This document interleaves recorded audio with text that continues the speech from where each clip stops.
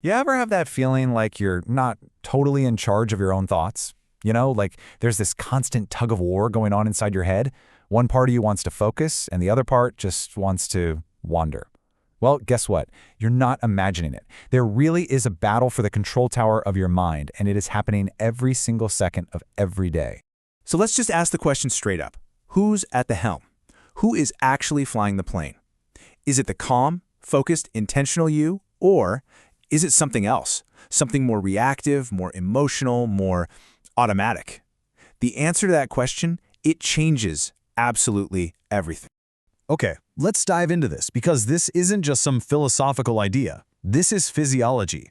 Modern neuroscience is showing us, in real time, that this internal conflict is a physical, measurable event happening between different parts of our brain.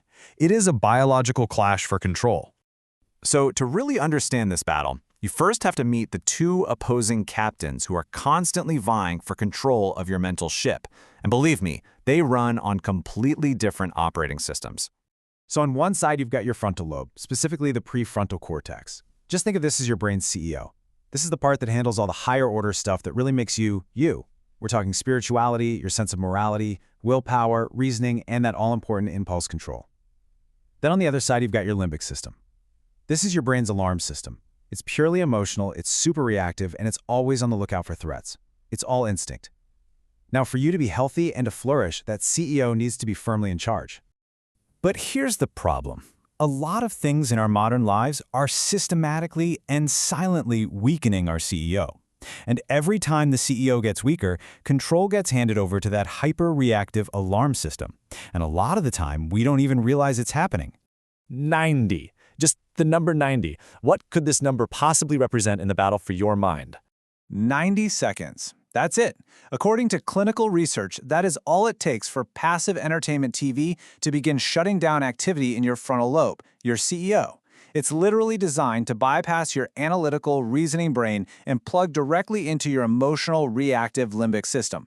And yeah, it feels good, but neurologically speaking, it's a coup. And this isn't just about feeling a little distracted. When the CEO gets suppressed, the consequences can be profound. Just look at this. Studies of patients with clinical depression consistently find around a 40% decrease in circulation and activity in this exact part of the brain. The link is it's undeniable.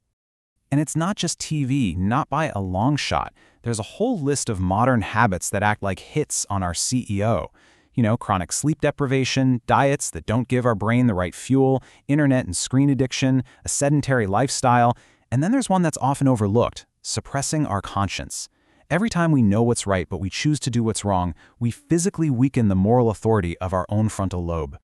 Okay, so that's the bad news. I know, it sounds a little grim, but here is the profoundly, incredibly good news.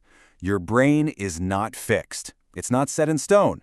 It has this amazing built-in capacity to change, to heal, and to literally be rewired. And this amazing ability is called neuroplasticity. For decades, we thought the adult brain was basically hardwired. We now know that is completely wrong. Your brain is constantly, and I mean constantly, reorganizing itself based on your experiences, your habits, and most importantly, your thoughts. The foundational principle for this whole idea was actually put forward way back in 1949 by a guy named Donald Hebb. And it's simple. Neurons that fire together, wire together. Think about it. Every single time you have a thought, you strengthen the physical connections for that thought pattern. It's like turning a tiny mental footpath into a neurological superhighway just by using it over and over again. So how do we do it? How do we build a brand new superhighway? Well, the process is surprisingly clear. It all starts with taking in new information. But that's not enough. You have to give it focused attention. Then comes repetition, just walking that new path over and over. And if you want to speed up the process, you attach strong emotion to it. And finally, you get good sleep. That's when your brain does the heavy lifting, consolidating and hardwiring the changes you made during the day. And what is just absolutely brilliant is that all this modern science, it's really just now catching up to a blueprint for transformation that is literally thousands of years old. So here's the crucial insight. Trying not to think a thought, what we call the suppression strategy, is guaranteed to fail. You know the old trick, don't think of a white bear? What happens? You immediately think of a white bear. It backfires because you have to keep the unwanted thought active just to tell yourself not to think it.